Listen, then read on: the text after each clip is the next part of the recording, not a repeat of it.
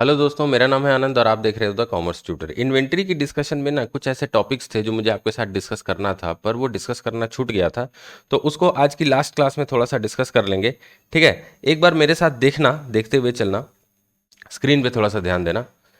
देखो, जब कभी इन्फ्लेशन की सिचुएशन होती है ना, उस समय हमारा जो गुड्स हम खरीदते हैं, ग्राफ बना रहा हूँ यहाँ पर। इस साइड है हमारा टाइम, सॉरी इस साइड है हमारा प्राइस और इस साइड है हमारा टाइम। ठीक है, और हम कहते हैं कि टाइम के साथ जो है हमारे प्राइसेस जो है वो इंक्रीज हो रहे हैं। ग्राफ जो है वो इंक्रीजिंग ग्राफ है, तो इसी को इन्फ्लेशन की सिचुएशन बोलते हैं। ठीक है, अब हम जो गुड्स खरीदे हैं, मान लो कि ये एक पीरियड है, टाइम पीरियड। ये यहाँ पर मैं लिख देता हूँ, ये है मंथ ऑफ जनवरी 2021। ठीक है, और यहाँ पर हमने कुछ गुड्स खरीदे हैं। एक खरीदा है इस डेट को, एक खरीदा है इस डेट को, एक खरीदी हुई है इस डेट में, और एक लास्ट इस डेट में हुआ है जनवरी 2021 में। तो आप देखोगे जो भी गुड्स हमने खरीदा है, यहाँ पर हमने कम प्राइस में खरीदा। ठीक है, ये था प्राइस लेवल। यहाँ पर जब हम आ गए तो प्राइस लेवल ये हो गया। इस डेट को जब हमने खरीदा तो प्राइस लेवल और बढ़ गया, और इस डेट को जब खरीदा तो प्राइस लेवल यहाँ आ गया। मतलब प्राइसेस जो है वो इंक्रीज हो रही हैं। ओके, अब अगर हम क्लोजिंग स्टॉक का वैल्यू, ध्यान से सुनना मेरी बात, ध्यान से सुनना, एक इन्फ्लेशनरी ट्रेंड में जहां पर प्राइसेस इंक्रीज हो रही है, वहां पर अगर हम क्लोजिंग स्टॉक का जो वैल्यू है उसको लगाएंगे अगर फीफो मेथड से, तो वैल्यू पे क्या इफेक्ट पड़ेगा देखना। मान लो कि ये जो 4 लॉट्स हमने माल खरीदा ना, उसमें से इस लॉट का माल जो है हमारा क्लोजिंग स्टॉक में बच गया। ठीक है, ये था 100 यूनिट्स मान लो। ठीक है, अगर आप फीफो मेथड से इस 100 यूनिट्स की वैल्यू करोगे तो पूरा 100 यूनिट्स आप अज्यूम करोगे कि इस लास्ट लॉट से हुआ है। तो लास्ट लॉट का प्राइस देखो सबसे ज्यादा है इन चारों लॉट्स में से, जो आपने खरीदा है लास्ट लॉट का प्राइस सबसे ज्यादा है। तो ये जो क्लोजिंग स्टॉक आप फीफो में वैल्यू करोगे अगर, तो पूरा क्लोजिंग स्टॉक आपका इस वाले लॉट से होने के कारण आपका फीफो मेथड से क्लोजिंग स्टॉक का प्राइस क्या आएगा, क्लोजिंग स्टॉक का प्राइस आ जाएगा ज्यादा, क्लोजिंग स्टॉक का वैल्यू आप बोल सकते हो ज्यादा आ जाएगा। ठीक है ना। अच्छा, अगर हम लीफो की बात करें, यहां पर मैं लिखता हूं लीफो, अगर हम लीफो की बात करें तो उस केस में हम क्या अज्यूम करते हैं कि जो माल हमारा लास्ट में आया वो पहले बिक गया। तो क्लोजिंग स्टॉक में हमारा जो माल पड़ा हुआ है 100 यूनिट्स, ये हमारा शुरू वाले लॉट से होगा। ठीक है ना, पहले वाले लॉट से। तो इस केस में देखो, सब पहले वाले लॉट का प्राइस तो सबसे कम था, सबसे डाउन था। तो उस हिसाब से लीफो से अगर आप वैल्यू करते हो इन्फ्लेशन के ट्रेंड में, तो क्लोजिंग स्टॉक का वैल्यू जो है वो कम आएगा। ठीक है, अब अगर इसका उल्टा हम अगर डिफ्लेशन का ट्रेंड देखते हैं, यहां पर मैं लिखता हूं डिफ्लेशन। डिफ्लेशन मतलब जहां पर प्राइसेस जो है वो गिर रही हैं। तो वो ग्राफ फिर से बना लेते हैं। ठीक है, इस साइड है हमारा प्राइस और इस साइड है हमारा टाइम, और ये भी मान लो जनवरी 2021 है। ठीक है, अब यहां पर हम क्या करेंगे, ये जो हमारा प्राइस का ग्राफ होगा ना वो ऐसा होगा। तो मान लो कि हमने 4 लॉट्स यहाँ पर भी खरीदे, तो फर्स्ट लॉट जो हमने खरीदा होगा वो ज़्यादा प्राइस पे होगा, सेकेंड लॉट जो खरीदा होगा उससे थोड़ा कम प्राइस पे होगा, थर्ड लॉट जो खरीदा होगा उससे थोड़ा कम प्राइस पे होगा, और आखिरी लॉट जो खरीदा होगा वो सबसे कम प्राइस पे होगा। ठीक है ना, 4 लॉट्स हमने जनवरी में खरीदे थे। अब डिफ्लेशन के ट्रेंड में अगर आप क्लोजिंग स्टॉक में मान लो अभी भी हमारे 100 यूनिट्स हैं, क्लोजिंग स्टॉक में कितने यूनिट्स, 100 यूनिट्स। ठीक है, अब अगर यहां पर आप फीफो मेथड यूज करते हो क्लोजिंग स्टॉक के इन 100 यूनिट्स को वैल्यू करने के लिए, तो फीफो में क्या होता है कि फर्स्ट जो आया था वो फर्स्ट चला गया, यानी कि क्लोजिंग स्टॉक में जो 100 यूनिट बचा हुआ है ये लास्ट वाले लॉट से होगा, ये लास्ट वाले लॉट से होगा। मान लो कि लॉट जो है लास्ट वाला ये 100 यूनिट से ज़्यादा का ही था, पूरा क्लोजिंग स्टॉक हमारा लास्ट वाले लॉट से बचा हुआ है। तो फीफो के हिसाब से अगर आप वैल्यू करोगे तो सबसे लोएस्ट प्राइस पे वैल्यूएशन होगी डिफ्लेशन के टाइम पे, तो क्लोजिंग स्टॉक जो होगा वो हमारा क्या होगा, उसकी वैल्यू आएगी कम, फीफो लगाओगे तो। अगर कॉन्ट्ररी में आप लीफो लगाते हो तो उस केस में क्या होगा, ये जो क्लोजिंग स्टॉक है 100 यूनिट्स का, ये आप क्या मानोगे कि सबसे पुराने वाले स्टॉक से बचा हुआ है, सबसे पुराने वाले लॉट से, तो इसका तो प्राइस ज़्यादा था। तो पुराने वाले लॉट का अगर आप क्लोजिंग स्टॉक में वैल्यू लगाओगे तो क्लोजिंग स्टॉक की वैल्यू, क्योंकि प्राइस ज़्यादा थी पुराने वाले लॉट की, तो क्लोजिंग स्टॉक का वैल्यू भी ज़्यादा आ जाएगा। तो आप देख रहे हो मैं क्या कहना चाह रहा हूँ कि यहाँ पर एक टेबल बना के लिख देते हैं, सिचुएशन, यहां लिखता हूं मैं, situation method closing stock value. ठीक है, सिचुएशन है मान लो इन्फ्लेशन की, ठीक है, उसमें आप मेथड लगा रहे हो फीफो, तो क्लोजिंग स्टॉक का वैल्यू जो है वो बढ़ा हुआ होता है, बढ़ जाता है। ठीक है, सिचुएशन है इन्फ्लेशन की, आप मेथड लगा रहे हो लीफो, तो क्लोजिंग स्टॉक का वैल्यू जो है वो कम आता है। सिचुएशन जो है वो है डिफ्लेशन की, उसमें आप मेथड लगा रहे हो फीफो, तो क्लोजिंग स्टॉक का वैल्यू कम आता है। और सिचुएशन जो है वो है डिफ्लेशन की, उसमें आप मेथड लगा रहे हो लीफो, तो क्लोजिंग स्टॉक का वैल्यू ज़्यादा आता है। तो ये रिलेशनशिप जो है याद रखना। तो ये तो गया एक पार्ट। ठीक है, अब हम थोड़ा सा कुछ और बात करते हैं। देखो, हेडिंग पहले लिखेंगे effect of value of stock on profit. ठीक है, ये स्टॉक है, स्टॉक ऑन प्रॉफिट। तो ये मैंने हेडिंग लिख दिया, इसको अंडरलाइन कर देते हैं। ओके, अब देखो, इसको समझाने के लिए मैं आपको एक ट्रेडिंग अकाउंट बना के दिखाता हूँ। ठीक है, तो यहाँ पर हम बनाएंगे एक ट्रेडिंग अकाउंट। आप सबको पता होगा कि ट्रेडिंग अकाउंट कैसे बनता है। चलो मैं बना के दिखाता हूँ आपको ट्रेडिंग अकाउंट। ठीक है, ये डेबिट साइड और ये क्रेडिट साइड। अब देखो, ट्रेडिंग अकाउंट में क्या क्या आइटम्स होते हैं। डेबिट साइड में टू ओपनिंग स्टॉक लिखते हैं हम। ठीक है, उसके बाद यहाँ पर परचेजेस लिखते हैं, फिर डायरेक्ट एक्सपेंसेस लिखते हैं। डायरेक्ट एक्सपेंसेस जैसे कि लेबर वेजेस हो गया, मैन्युफैक्चरिंग एक्सपेंसेस हो गया, वो सारे। ओके, और इधर यहाँ पर आपका क्या आता है, बाय सेल्स आ जाता है, उसके बाद बाय क्लोजिंग स्टॉक जो है वो आता है। ठीक है, अब आप क्या करते हो, सेल्स और क्लोजिंग स्टॉक के फिगर का टोटल लगाते हो। तो हम कुछ हाइपोथेटिकल फिगर्स यहाँ पर ले लेते हैं। ठीक है ना, मान लो सेल हमारी हुई थी 5 लाख की, क्लोजिंग स्टॉक आया था 1 लाख का, ओपनिंग स्टॉक था हमारा मान लो 80,000 का। ठीक है, परचेज हुई थी मान लो हमारी 3 लाख की, और डायरेक्ट एक्सपेंसेस मान लो हमारा था 1 लाख का। ठीक है, इजी इजी फिगर्स लें ताकि आपको असुविधा ना हो। अब आप यहाँ पर प्रॉफिट कैसे कैलकुलेट करते हो, देखो, सबसे पहले आप सेल्स और क्लोजिंग स्टॉक का क्रेडिट साइड का जो टोटल है उसको लगा लोगे यहाँ पर। तो यहाँ पर लिख लेते हैं 6 लाख, इसी टोटल को हम इस साइड भी लिखेंगे 6 लाख को। ओके, यही हम करते हैं। और उसके बाद हम क्या करेंगे, इस टोटल से, इस 6 लाख के टोटल से इन सब का टोटल जो है वो माइनस करेंगे। तो यहाँ 4,80,000 है, तो माइनस करेंगे 6 लाख से 4,80,000, तो आ जाएगा हमारा यहाँ कितना, ग्रॉस प्रॉफिट का फिगर कितना आएगा, 1,20,000।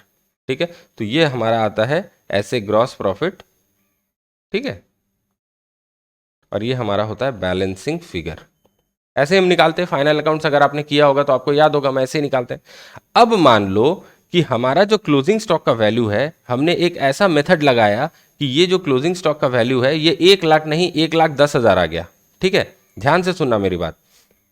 ये जो क्लोजिंग स्टॉक का वैल्यू है, हमने कोई मेथड चेंज कर दिया और यहां पर क्लोजिंग स्टॉक का वैल्यू 1 लाख नहीं, मैं इसको काटता हूं ऐसे, यहां पर आ गया 1,10,000। ओके, 1,10,000 आने के कारण, क्योंकि देखो वैल्यू क्यों चेंज हुआ, मैंने आपको बताया कि अलग अलग मेथड यूज करने पे क्लोजिंग स्टॉक की वैल्यू में फेरबदल हो सकता है।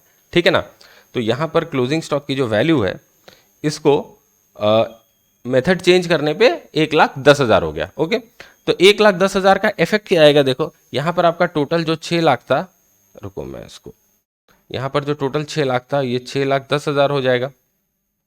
यहां पर भी टोटल आपको 6,10,000 लिखना पड़ेगा। ठीक है, अब ग्रॉस प्रॉफिट पे क्या इफेक्ट होगा, बाकी चीजें तो अंदर चीज सेम ही रहेंगी, ये चीजें तो चेंज नहीं होंगी। ग्रॉस प्रॉफिट पे क्या इफेक्ट पड़ेगा, देखो ग्रॉस प्रॉफिट आपका बैलेंसिंग फिगर है, तो ग्रॉस प्रॉफिट 1,20,000 से 1,30,000 हो जाएगा। इसका मतलब हम देख रहे हैं कि अगर हम क्लोजिंग स्टॉक को बढ़ाते हैं, या किसी तरह अगर मेरा क्लोजिंग स्टॉक का फिगर बढ़ जाता है, तो मेरा प्रॉफिट का फिगर भी उतने से बढ़ जाएगा। तो हम बोल सकते हैं कि क्लोजिंग स्टॉक और प्रॉफिट का डायरेक्ट रिलेशनशिप है। क्या है, क्लोजिंग स्टॉक और प्रॉफिट का जो है हमारा डायरेक्ट रिलेशनशिप है, ठीक है ना। डायरेक्ट रिलेशनशिप मतलब क्या होता है कि अगर क्लोजिंग स्टॉक बढ़ेगा तो प्रॉफिट भी बढ़ेगा, अगर क्लोजिंग स्टॉक गिरेगा तो प्रॉफिट भी गिरेगा, ये हमने देख लिया। ठीक है, यहाँ पर तो गिरने का एग्जांपल लेके दिखाने की आपको जरूरत नहीं है। देखो यहाँ पर क्लोजिंग स्टॉक मैंने बढ़ाया तो प्रॉफिट भी बढ़ गया। अगर क्लोजिंग स्टॉक में 1 लाख की जगह 90,000 लिख दूं तो प्रॉफिट 1,20,000 की जगह 1,10,000 हो जाएगा, ठीक है ना।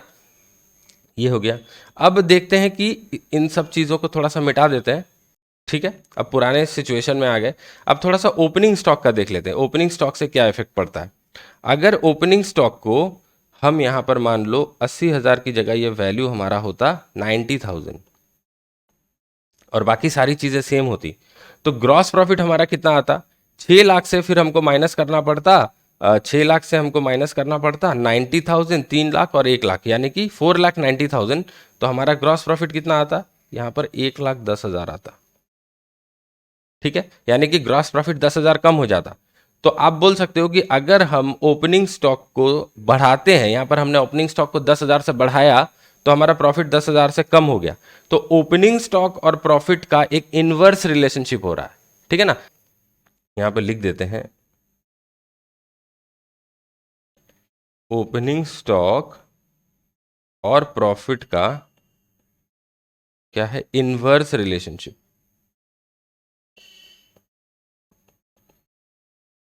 ठीक है, तो ये चीज अपने दिमाग में ना ध्यान रखना, क्योंकि इससे रिलेटेड कोई ट्रू फॉल्स क्वेश्चन आपसे पूछ सकता है, कोई एमसीक्यू आपसे पूछ सकता है।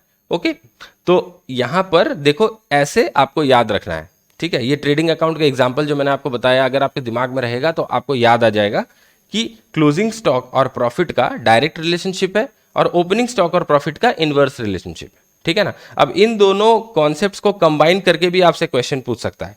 मान लो आपसे एग्जाम में पूछ लिया कि अगर इन्फ्लेशन के समय आप फीफो मेथड यूज कर रहे हो तो आपका प्रॉफिट पे क्या इंपैक्ट आएगा, ठीक है। तो हमने देखा कि इन्फ्लेशन के समय हम अगर फीफो मेथड यूज करते हैं तो हमारा क्लोजिंग स्टॉक का वैल्यू बढ़ जाता है। तो क्लोजिंग स्टॉक का वैल्यू अगर बढ़ जाएगा तो यहीं पर मैं बगल में लिख देता हूं प्रॉफिट पे क्या इंपैक्ट पड़ेगा, क्योंकि अभी आपने देखा कि क्लोजिंग स्टॉक का वैल्यू प्रॉफिट को डायरेक्टली इंपैक्ट करता है। तो क्लोजिंग स्टॉक का वैल्यू अगर बढ़ेगा तो आपका प्रॉफिट भी बढ़ेगा, क्योंकि डायरेक्ट रिलेशनशिप है, ठीक है। उसके बाद देखो लीफो में हमारा क्लोजिंग स्टॉक का वैल्यू कम आता है जब इन्फ्लेशन ट्रेंड रहता है, तो क्लोजिंग स्टॉक का वैल्यू अगर कम आएगा तो प्रॉफिट भी कम आएगा। वैसे यहाँ पर भी क्लोजिंग स्टॉक का वैल्यू कम आ रहा है तो प्रॉफिट कम आएगा और यहाँ पर भी प्रॉफिट ज़्यादा आएगा, ठीक है ना। यानी कि क्लोजिंग स्टॉक के वैल्यू में जिस साइड मूवमेंट होगी, अगर क्लोजिंग स्टॉक का वैल्यू बढ़ेगा तो प्रॉफिट बढ़ेगा, क्लोजिंग स्टॉक का वैल्यू गिरेगा तो प्रॉफिट गिरेगा। तो ये चीज़ें जो हैं हमको आपके साथ डिस्कस करनी थी, जो कि मैंने कर ली। अब एग्जाम में अगर कोई ट्रू फॉल्स या कोई एमसीक्यू आपसे ऐसा पूछ लेता है जो कि इन्फ्लेशन, डिफ्लेशन या क्लोजिंग स्टॉक की वैल्यू में उतार चढ़ाव से प्रॉफिट का रिलेशनशिप आपसे पूछ ले, या कभी कभी ऐसा भी कोई क्वेश्चन में आ सकता है कि आपको ऐसा बताया हुआ हो कि ओपनिंग स्टॉक में 10,000 का गड़बड़ था, ओपनिंग स्टॉक में 10,000 का गड़बड़ था, तो उससे आपको यह पता कर लेना है कि ग्रॉस प्रॉफिट जो करेंट ईयर का होगा उसमें इसका क्या इंपैक्ट पड़ेगा, ठीक है ना। तो ओपनिंग स्टॉक और प्रॉफिट का तो इनवर्स रिलेशनशिप होता है। ओके, अब चलो एक प्रैक्टिकल प्रॉब्लम जो है वो हम करेंगे। चलो अब ये एक बहुत इंपॉर्टेंट क्वेश्चन है, इसको देख लेते हैं। इंस्टीट्यूट के मैथ में जो प्रैक्टिकल प्रॉब्लम्स वाला पार्ट है उसका क्वेश्चन नंबर 3 है ये वाला, ठीक है। इसको देख लेते हैं, मैं लिख देता हूँ यहाँ पर वेरी इंपॉर्टेंट, और बहुत अच्छा प्यारा क्वेश्चन है। इस क्वेश्चन में आपको रेक्टिफिकेशन ऑफ एरर्स वाला फ्लेवर भी मिलेगा, ठीक है। चलो अब क्या लिखा है देखो, यहाँ पर पढ़ते हैं। The profit and loss account of Hanuman showed a net profit of rupees 6 lakh after considering the closing stock of rupees 3,75,000 on 31 मार्च 2020। तो 31 मार्च 2020 को हनुमान के बुक्स में जो प्रॉफिट एंड लॉस अकाउंट उसने बनाया था, प्रॉफिट एंड लॉस अकाउंट बना लिया मतलब फाइनल अकाउंट जो है वो बन चुका है। तो उसमें नेट प्रॉफिट कितना आया था, 6 लाख, ठीक है। और क्लोजिंग स्टॉक का वैल्यू कितना था, 3,75,000। अब subsequently following information was obtained from the scrutiny of the books. अब क्या लिखा है इसमें, purchases for the year included 15,000 paid for new electric fittings for the shop. तो इसमें क्या हो रहा है देखो, यहां पर क्या कहना चाहता है कि जो ये पूरा साल था ना, हमारा साल क्या था, यहां पर मैं बनाता हूं, अकाउंटिंग पीरियड था हमारा 1/4/2019 से लेके 31 मार्च 2020। अब इस पीरियड में, इस टोटल में जो भी परचेजेस था हमारा उस परचेज में एक 15,000 रुपया का आइटम इंक्लूड है जो कि हमने इलेक्ट्रिकल फिटिंग्स खरीदा था अपने दुकान के लिए। तो देखो इलेक्ट्रिकल फिटिंग्स जो हम अपने दुकान के लिए खरीदेंगे, ये हमारा कोई गुड्स तो हम नहीं खरीद रहे हैं कि परचेज में रहना चाहिए, ये हमारा होना चाहिए एसेट में, ठीक है ना। तो इलेक्ट्रिकल फिटिंग्स अकाउंट डेबिट होनी चाहिए थी, पर परचेज अकाउंट जो है वो डेबिट हुआ पड़ा है। तो ये एक चीज आप ध्यान रखना, ठीक है। रेक्टिफिकेशन ऑफ एरर का कॉन्सेप्ट है यहाँ पर, okay. Hanuman gave away goods valued at ₹40,000 as free samples for which no entry was made in the books of accounts. Hanuman ने 40,000 के गुड्स जो है ना फ्री सैंपल्स की तरह बांट दिए, लेकिन उसकी कोई एंट्री बुक्स में नहीं हुई थी, ठीक है। इसको भी देख लेंगे। तीसरा पॉइंट देखो, invoices for goods amounting to ₹2,50,000 have been entered on 27 March 2020 but the goods were not included in stock. क्या हुआ कि 2,50,000 का इनवॉइसेस जो था, परचेज का इनवॉइसेस है, वो हमको 27 मार्च को मिल गया था। तो यहां पर एक डेट होगी 31 मार्च से पहले 27 मार्च को हमको 2,50,000 का परचेज का इनवॉइस जो है हमारे पास आ गया था, लेकिन गुड्स जो है वो ट्रक से आ रहा था तो अभी तक पहुंचा नहीं था हमारे पास, ठीक है ना। तो इसमें क्या हुआ देखो, इस कारण क्या हुआ, हमने परचेज में तो 2,50,000 रिकॉर्ड कर लिया, हमने परचेज में तो 2,50,000 रिकॉर्ड कर लिया, क्योंकि देखो इनवॉइसेस हमारे पास आ गई तो परचेज में 2,50,000 रिकॉर्ड हो गया, पर गुड्स अभी तक नहीं आया। तो 31 मार्च को जो हमने फिजिकल वेरिफिकेशन किया होगा इन्वेंट्री का, जो स्टॉक की वैल्यू लगाई होगी काउंटिंग से, उसमें तो ये 2.5 लाख वाला गुड्स नहीं आया। पर क्योंकि हमने इस साल का परचेजेस में इसको दिखा दिया है, तो ये हमको क्लोजिंग स्टॉक में लेना चाहिए एज गुड्स इन ट्रांजिट, ठीक है ना। पर ये 2.5 लाख के गुड्स जो हैं were not included in stock, तो ये हमको इंक्लूड करना पड़ेगा, इसको ध्यान रखना। पर परचेज में ये इंक्लूडेड है, ठीक है ना। गुड्स की वैल्यूएशन में ये 2.5 लाख के गुड्स इंक्लूड नहीं हुए, क्योंकि तब तक वो पहुंचे नहीं थे हमारे पास। अच्छा, चौथे पॉइंट में आ जाओ। In March 2020 goods of ₹2 lakh sold and delivered were taken in the sales of April. अब यहां पर मान लो यहां से यहां तक मार्च का महीना है, मार्च के महीने में आपने सेल किया, पर आपने सेल कब रिकॉर्ड कर दिया, अप्रैल में, ठीक है।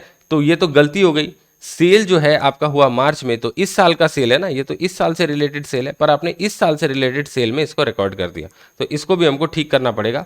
अमाउंट कितना है, 2 लाख रुपए का, ओके। इसके बाद आखिरी पॉइंट क्या है, goods costing ₹75,000 were sent on sale और रिटर्न इन मार्च 2020। तो सेल और रिटर्न बेसिस जो है, ये अभी तक मैंने आपको कराया नहीं है, पर इसके बारे में थोड़ी सी बात कर लेंगे। At a margin of profit of 33 1/3, यानी कि 33 1/3% मतलब 1/3 on cost, okay. Though approval was given in April 2020, the sales were taken as sales for March 2020। क्या हो गया, ये जो गुड्स ऑन सेल और रिटर्न बेसिस जो आपने भेजा था, उसकी अप्रूवल कब मिली, अप्रैल में। तो हिसाब से ये सेल जो है ये अप्रैल का सेल होना चाहिए, यानी कि अगले साल का सेल होना चाहिए, ठीक है। पर आपने मार्च में ही इसको सेल रिकॉर्ड कर लिया था, तो ये भी एक गलती है, इसको करना पड़ेगा। और इसके कारण एक और प्रॉब्लम क्या हुई होगी, यहाँ पर 2 प्रॉब्लम है। एक तो सेल आपका मार्च में रिकॉर्ड हो गया जो कि अप्रैल में रिकॉर्ड होना चाहिए था, और क्योंकि ये सेल आपने मार्च में रिकॉर्ड कर दिया और गुड्स जो है आपका इस डेट को नहीं था, गुड्स आपका इस डेट को नहीं था, तो ये जो 75,000 के गुड्स सेल ऑन अप्रूवल के लिए गए होंगे ना, वो आपके क्लोजिंग स्टॉक में भी नहीं होगा, ठीक है। तो चलो 5 पॉइंट्स हमने पढ़ लिए हैं, एक बार फिगर्स को थोड़ा सा लिख लेते हैं। यहां पर देखो, इस डेट में हमारा जो ये क्लोजिंग डेट है, इस दिन को हमारा क्लोजिंग स्टॉक कितने का था, क्लोजिंग स्टॉक था 3,75,000, 3,75,000। अब जो भी एडजस्टमेंट्स हमको दिए हुए हैं उसको हमको बैठाना है। अच्छा, इस डेट का हमारा नेट प्रॉफिट कितना आया था, 6 लाख, ठीक है। 31/3/2020 को नेट प्रॉफिट आया था हमारा 6 लाख। अब चलो पहले कुछ बातें कर लेते हैं। देखो, सबसे पहले यहां पर ध्यान ये देने की जरूरत है कि profit and loss account already बन चुका है हनुमान का, ओके। इसका मतलब फाइनल अकाउंट्स इसका बन चुका है। तो ये जो भी एरर्स आपने आइडेंटिफाई किए हैं, ठीक है, वो एरर्स आपको रेक्टिफाई करने पड़ेंगे after preparation of final accounts. तो यहां पर हमको profit and loss adjustment account बनाने की जरूरत है। तो यहां पर देखो, आपको क्वेश्चन में मांगा क्या है, ये तो हमने पढ़ा ही नहीं। Calculate the value of stock on 31 मार्च 2020। तो ये जो हमारा स्टॉक का वैल्यू 3,75,000 दिया हुआ है, ये तो सही नहीं है, क्योंकि इसमें कुछ आइटम्स छूटे हुए हैं, कुछ आइटम्स लेने हैं, कुछ आइटम्स हटाने हैं, जो भी हो। तो इसका सही वैल्यू आपको निकालने के लिए बोला है, ये हम निकाल लेंगे, कोई प्रॉब्लम नहीं है। और क्या बोला है, and the adjusted net profit for the year ended on that date.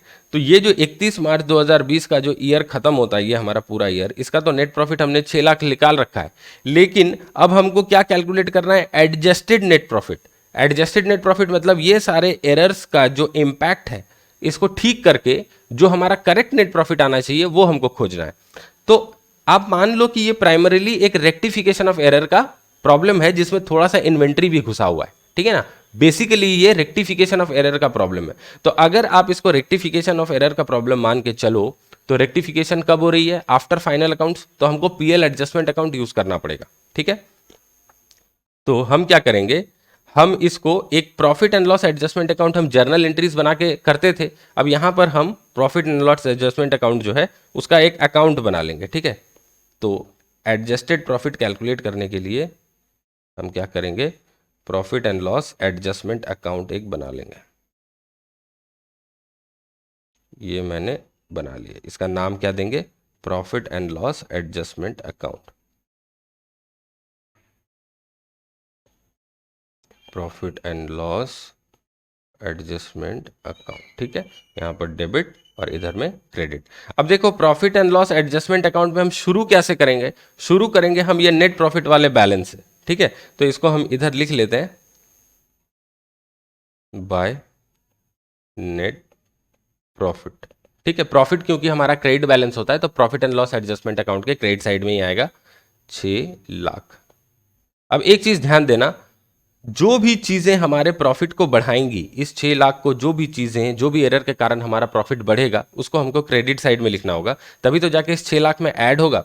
और जो चीजें हमारे प्रॉफिट को कम करेंगी उसको हमको डेबिट साइड में लिखना होगा, इसका ध्यान रखना। वैसे मैं रफ में आपको ना जर्नल एंट्रीज बनाते हुए चलूंगा, बताते हुए चलूंगा कि क्या जर्नल एंट्री हमको करनी है और इसको कैसे पोस्टिंग करनी है। तो फर्स्ट पॉइंट देखो, purchase for the year included 15,000 paid for new electric fittings, ठीक है।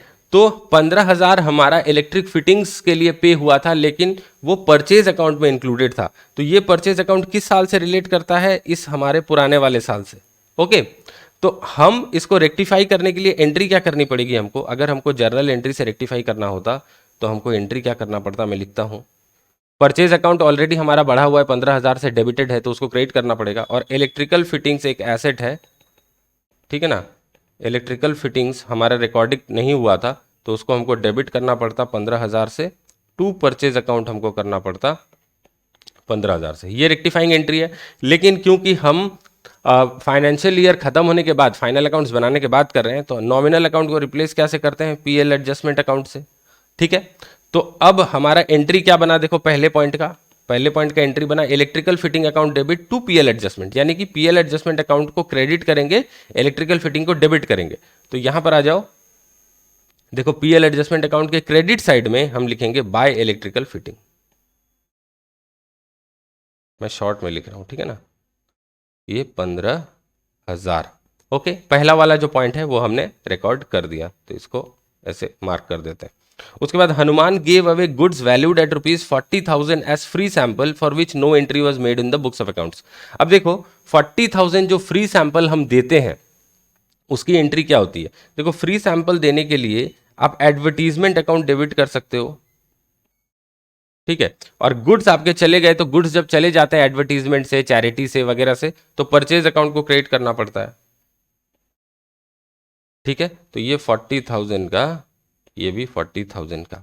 अब देखो यहां पर ये जो हमारा, ये 2 नंबर पॉइंट है, ये जो हमारा एडवर्टीजमेंट अकाउंट है, ठीक है ना, ये एडवर्टीजमेंट अकाउंट है, ये हमारा नॉमिनल अकाउंट है, ठीक है। और परचेज अकाउंट भी हमारा नॉमिनल अकाउंट है। तो हम फाइनल अकाउंट्स बनाने के बाद कर रहे हैं, तो यहां पर क्या होगा, ये भी हमारा कट के पीएल एडजस्टमेंट हो जाएगा और ये भी कट के पीएल एडजस्टमेंट हो जाएगा, ठीक है। तो PL adjustment account debit to PL adjustment, तो ये एंट्री आप ना भी लोगे तो चलेगा क्योंकि इसके लिए प्रॉफिट में आपका कोई फर्क नहीं पड़ा होगा, ठीक है ना। तो इसका कोई एंट्री बुक्स में नहीं करने से भी चलेगा क्योंकि पीएल एडजस्टमेंट डेबिट और पीएल एडजस्टमेंट ही क्रेडिट हो रहा है। तो इसको हम एक वर्किंग नोट में यहां पर लिख देंगे, यहां पर हम एक वर्किंग नोट लिख देंगे, no entry for goods distributed as free sample is required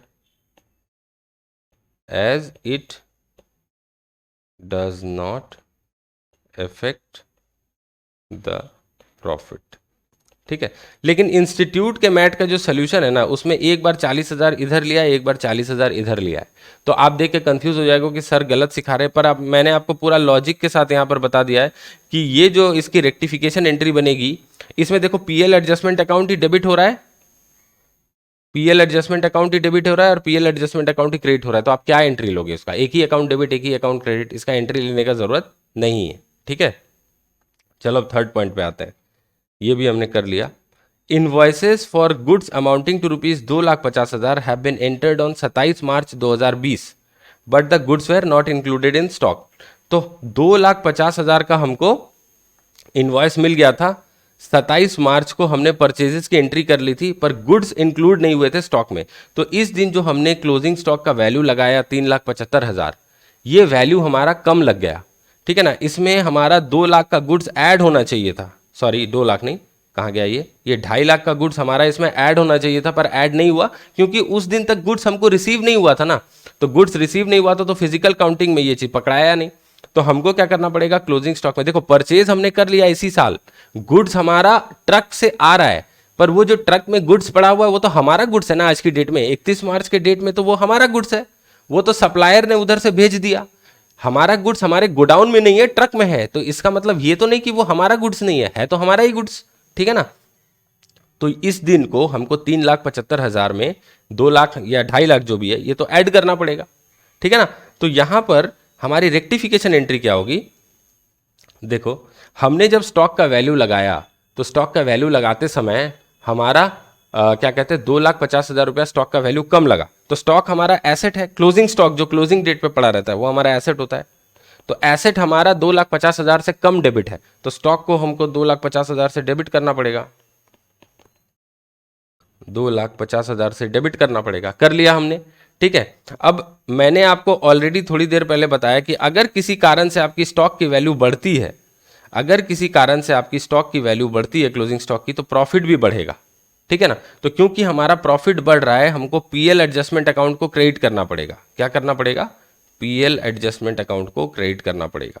तो यहां पर मैं लिखता हूं to profit and loss adjustment account 2,50,000। ठीक है, ये यहां पर हम इसको लिख देंगे बाय स्टॉक अकाउंट 2,50,000। ठीक है, लिख दिया। तो ये थर्ड पॉइंट भी हमने कर लिया। अब चौथा पॉइंट देखो, in March 2020 goods of rupees 2 lakh sold and delivered were taken in the sales of April 2020। क्या हुआ कि मार्च 2020 का ये सेल था, ठीक है, लेकिन आपने क्या किया, अप्रैल का सेल दिखा दिया। तो पुराने साल का सेल को आपने करंट ईयर का सेल दिखा दिया। तो करंट ईयर का सेल हम जो रिकॉर्ड किया होगा हमने, करंट ईयर के सेल्स अकाउंट को हमने क्रेडिट कर दिया होगा। तो करंट ईयर का जो सेल अकाउंट है उसको हमको करना पड़ेगा डेबिट। देखो सेल्स अकाउंट, ये मैं ब्रैकेट में छोटा सा करंट ईयर वाला लिख देता हूं, ठीक है ना, अप्रैल महीने में इसको हमको डेबिट करना पड़ेगा क्योंकि आपने इसको क्रेडिट करके रखा है गलती से, क्योंकि पिछले साल के सेल को आपने करंट ईयर के सेल्स अकाउंट में क्रेडिट कर दिया था। तो इसको हमको डेबिट करना पड़ेगा रेक्टिफाई करने के लिए। कितना अमाउंट है, 2 लाख रुपए। ठीक है, और हमको पिछले साल के सेल्स अकाउंट को क्रेडिट करना पड़ेगा क्योंकि पिछले साल का सेल्स अकाउंट था, ये प्रीवियस ईयर हम लिख रहे हैं जो साल हमारा क्लोज हो गया। ओके, तो इसको क्रेडिट करना पड़ेगा 2 लाख से। अब पिछले साल का सेल्स अकाउंट तो हमारा क्लोज हो गया, नॉमिनल अकाउंट है ना, क्लोज हो गया, फाइनल अकाउंट्स बनाया तब। तो इसकी जगह पर पीएल एडजस्टमेंट अकाउंट जो है वो हमको यूज करना पड़ेगा। तो पीएल एडजस्टमेंट अकाउंट को क्रेडिट करेंगे, सेल्स अकाउंट को डेबिट करेंगे। ठीक है, तो यहां आ जाते हैं, हमारा पीएल एडजस्टमेंट अकाउंट के क्रेडिट साइड में बाय सेल्स अकाउंट, यहां पर 2 लाख ऐसे हमने लिख दिया। ठीक है, ये भी हमारा हो गया है। पांचवा पॉइंट देखो, इंटरेस्टिंग पॉइंट है। Goods costing rupees 75,000 were sent on sale और रिटर्न इन मार्च 2020। ठीक है, 75,000 के गुड्स आपने सेल और रिटर्न बेसिस में भेजा था मार्च 2020 को। ठीक है, प्रॉफिट मार्जिन कितना था, 1/3 ऑन कॉस्ट। तो एक वर्किंग नोट लगा लेते हैं, वर्किंग नोट नंबर 2, यहां पर लिखेंगे calculation of sale price of goods Saint on approval basis. ठीक है, अब यहां पर कॉस्ट ऑफ गुड्स सेंट जो है वो है हमारा 75,000, एड प्रॉफिट, ये क्या है 1/3 इंटू 75,000, 1/3 इंटू 75,000 कितना होगा 25,000। तो हमारा सेल प्राइस कितना होगा 1 लाख, 1 लाख में हमने बेचा होगा, ठीक है ना। तो यह है sale price of goods Saint on approval. Okay, अब ये 1 लाख का हमारा जो गुड सेंड ऑन अप्रूवल है, ये हमको अप्रूवल मिला अप्रैल महीने में, लेकिन हमने मार्च महीने के सेल में ही पकड़ रखा है। तो मार्च महीने के सेल में हमारा 1 लाख घुसा हुआ है, जो कि नहीं होना चाहिए। तो इसकी रेक्टिफिकेशन एंट्री क्या होगी, 5th पॉइंट में आ जाओ। हमारा पिछले साल का जो सेल है यहां पर देख लो, पिछले साल मार्च महीने में, पिछले साल यहां पर मान लो मार्च का महीना है, मार्च महीने में हमने सेल रिकॉर्ड कर दिया था, लेकिन अप्रूवल हमको मिला था अप्रैल में। तो हिसाब से ये अप्रैल का सेल होना चाहिए, ठीक है ना, अप्रैल का सेल होना चाहिए। तो समझो बात को, पिछले साल हमने मार्च महीने में सेल रिकॉर्ड कर दिया, तो सेल अकाउंट को हमने पिछले साल क्रेडिट कर दिया होगा। तो हमको सेल अकाउंट जो है ये पिछले साल वाला, प्रीवियस ईयर वाला हमको डेबिट करना पड़ेगा, सेल्स अकाउंट को डेबिट करना पड़ेगा 1 लाख से। और ये किस साल का सेल होगा, एक्चुअली ये करंट ईयर का सेल होगा। तो हमको यहां पर सेल्स अकाउंट को क्रेडिट करना पड़ेगा करंट ईयर वाला को, क्योंकि अप्रैल में एक्चुअल सेल माना जाएगा ये, ठीक है। तो 1 लाख से हमको क्रेडिट, 1 लाख क्यों लिया, क्योंकि 75,000 के गुड्स की कॉस्ट थी, सेल वैल्यू थी 1 लाख, तो सेल अकाउंट में तो हमने 1 लाख पे रिकॉर्ड किया होगा ना, तो ये ले लिया। लेकिन ये जो हमारा पिछले साल का सेल अकाउंट है ये तो क्लोज हो गया, तो यहां पर हमको पीएल एडजस्टमेंट अकाउंट यूज करना पड़ेगा। ये नॉमिनल अकाउंट था सेल्स अकाउंट, तो पीएल एडजस्टमेंट अकाउंट को डेबिट करेंगे, सेल्स अकाउंट को क्रेडिट करेंगे। तो पीएल एडजस्टमेंट अकाउंट के डेबिट साइड में आ जाओ और यहां पर लिखो टू सेल्स अकाउंट और यहां पर 1 लाख डाल दो, ठीक है। अब एक और चीज समझो, ये तो हमने सेल वाला पार्ट कर लिया, ये जो 75,000 का गुड्स हमने मार्च में ही सेल रिकॉर्ड कर लिया, ये हमारे कस्टमर के पास पड़ा हुआ था, ठीक है, पर मार्च में सेल एक्चुअली हुई नहीं थी। तो क्या ये गुड्स हमारे क्लोजिंग स्टॉक में आया होगा, ये जब क्लोजिंग स्टॉक हमने 31/3 को वैल्यू किया होगा, तो ये 75,000 का गुड्स तो हमारे क्लोजिंग स्टॉक में इंक्लूडेड नहीं होगा ना फिजिकल वेरिफिकेशन में, क्योंकि ये तो हमने सेंड कर दिया था सेल और रिटर्न बेसिस में मार्च 2020 में ही। तो मार्च 2020 मतलब इसी समय हमने ये गुड्स को बाहर भेज दिया था अपने स्टॉक से। तो यहां पर जब हमारे स्टॉक की वैल्यूएशन हुई, उसका वैल्यू जो 3,75,000 आया, इसमें ये 75,000 तो इंक्लूडेड नहीं होगा, तो इसको इंक्लूड करना पड़ेगा।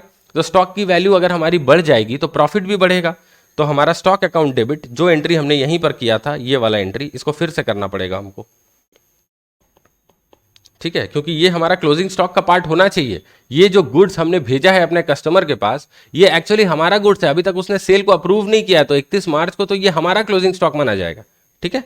तो यहां पर क्या लिखेंगे, स्टॉक अकाउंट डेबिट टू क्या होगा, profit and loss adjustment account, ठीक है। तो ये कितने का है, 75,000 का। इस बार हम गुड्स की कॉस्ट लेंगे 75,000, सेलिंग प्राइस नहीं लेंगे, क्योंकि क्लोजिंग स्टॉक में हमको जो गुड्स लेने हैं वो एट कॉस्ट प्राइस लेना है। तो यहां पर आ जाओ, यहां पर लिखो बाय स्टॉक अकाउंट 75,000, ठीक है, लिख दिया इसको। अब ये जो है हमारा अकाउंट बनाना कंप्लीट। अब हम यहां से क्या कर सकते हैं, एडजस्टेड प्रॉफिट का वैल्यू जो है वो निकाल सकते हैं। तो इसका टोटल एक बार लगा लेते हैं, 6 lakh plus 15,000, 6,15,000 plus 2,50,000 plus 2 lakh, ठीक है, प्लस 75,000, ये आ गया इधर आपका 11,40,000, इधर भी लिख दो 11,40,000, इसको डबल लाइन से क्लोज करो और उससे 1 लाख चला जाएगा, तो यहाँ बचेगा 10,40,000 और ये आ गया आपका adjusted net profit to adjusted net profit, ये आपका हो गया बैलेंसिंग फिगर। ठीक है, ये बहुत ही अच्छा सा क्वेश्चन है। अच्छा चलो, इसका एक पार्ट तो अभी बाकी है। हमको बोला है क्लोजिंग स्टॉक का वैल्यू भी निकालना है 31 मार्च 2020 को। अब देखो, आपको मैं बताता हूं, क्लोजिंग स्टॉक हमारा 3,75,000 वैल्यू था, ठीक है ना, पहले पुराना वैल्यू। अब इसमें दो चेंजेस है वैल्यू में, देखो यहीं पर आपको पीएल एडजस्टमेंट अकाउंट में ही दिख जाएगा। एक है ये वाला, यहाँ पर स्टॉक का वैल्यू हमने 2.5 लाख से बढ़ाया है, और एक है ये वाला जहाँ पर हमने स्टॉक का वैल्यू 75,000 से बढ़ाया है। तो आप एक काम करो, यहाँ पर वर्किंग नोट 2 बनाए हुए हैं, इसके नीचे एक क्लोजिंग स्टॉक अकाउंट बना लो। आप स्टॉक अकाउंट भी बना सकते हो, आप स्टेटमेंट से भी कर सकते हो, ठीक है। तो मैं इसको, चलो यहाँ पर हम अकाउंट बना रहे हैं तो स्टॉक अकाउंट ही बना लेते हैं।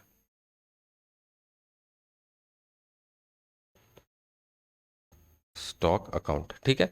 तो यहाँ पर हमारा जो क्लोजिंग स्टॉक का वैल्यू था, कहाँ गया, 31/3/2020 को, ये 31/3/2020 को हमारा टू बैलेंस ब्रॉड डाउन कितना था, 3,75,000 हमने इसका वैल्यू लगा दिया था, ठीक है। टू बैलेंस ब्रॉड डाउन हो गया। उसके बाद profit and loss adjustment account के लिए हमारा 2 एंट्रीज आया है, तो यहां पर लिख दो आप to PL adjustment account, cross entry हो रही है उस अकाउंट से इस अकाउंट में, तो यहां पर आप 2 लाख लिख दो, नहीं 2 लाख नहीं, 2,50,000 था एक, और एक था टू पीएल एडजस्टमेंट अकाउंट, यहां पर आ गया था आपका 75,000। 2 एंट्रीज थे आपके, देखो एक था ये वाला हमारा स्टॉक अकाउंट 2,50,000 और एक स्टॉक अकाउंट 75,000। अब यहां पर आप लिख सकते हो ऐसा ब्रैकेट में छोटा छोटा, स्टॉक इन ट्रांजिट,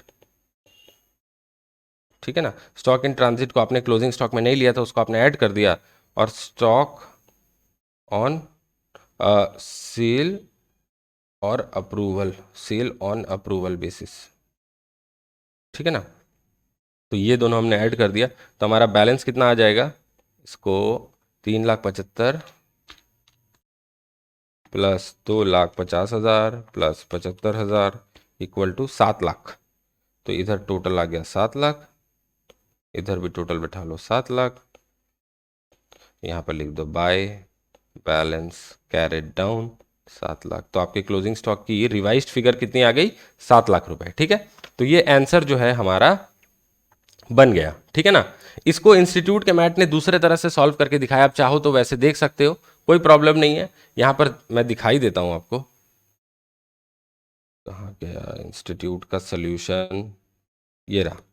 यहां पर देखो इन्होंने क्लोजिंग स्टॉक को कैसे वैल्यू किया है। स्टॉक एज ऑन 31 मार्च जो है 3,75,000 का, उसमें इन्होंने 2,50,000 और ये 75,000, purchases of March not included in stock बोल के 2,50,000, goods lying with customer on approval basis 75,000 add करके 7 लाख जो है ये फिगर निकाल दिया है। और हमने उसको क्या किया है, एक अकाउंट के फॉर्मेट में किया है, सेम चीज़ है, ठीक है। आपका 7 लाख ही बैलेंस आया, तो आप जैसे चाहो वैसे प्रेजेंट कर सकते हो, जो भी आपको कंफर्टेबल लगता है। प्रॉफिट एंड लॉस एडजस्टमेंट नहीं बना के आप एडजस्टेड प्रॉफिट कैलकुलेट करने के लिए एक सिर्फ स्टेटमेंट भी बना सकते थे, पर क्योंकि मैंने आपको प्रॉफिट एंड लॉस एडजस्टमेंट का तरीका जो है रेक्टिफिकेशन में जर्नल एंट्री के थ्रू सिखा रखा है, तो मुझे लगा कि इस तरह आपको बताना ज़्यादा अच्छा होगा। तो हर एंट्री के पीछे, हर जो एंट्री हमने यहाँ पर की है, मैंने आपको एक जर्नल एंट्री बताई है कि क्या जर्नल एंट्री होनी चाहिए और किस हिसाब से यहाँ पर एंट्री हो रही है। तो बहुत ही डिटेल्ड में एनालिसिस किया है। अगर आपको ये समझ में आया, सोल्यूशन वीडियो पसंद आया, तो लाइक और शेयर ज़रूर करना। और हाँ, एक बात ये है कि ये जो क्वेश्चन है, क्वेश्चन नंबर 3, ये बहुत ही अच्छा क्वेश्चन है। इसमें रेक्टिफिकेशन ऑफ एरर का कॉन्सेप्ट है, इसमें इन्वेंट्रीज का कॉन्सेप्ट है, इसमें sale on goods of approval पर भी कॉन्सेप्ट है। तो 3 कॉन्सेप्ट्स को मिला के इंस्टीट्यूट ने पंच करके एक क्वेश्चन बनाया है। इसको ज़रूर से ज़रूर एग्जाम से पहले एक बार रिवाइज करके अपने हाथ से बना के ज़रूर जाना, इसका एक क्वेश्चन आ सकता है। और क्वेश्चन नंबर 4 भी काफ़ी अच्छा क्वेश्चन है, पर ये आपको मैं होमवर्क दे रहा हूँ।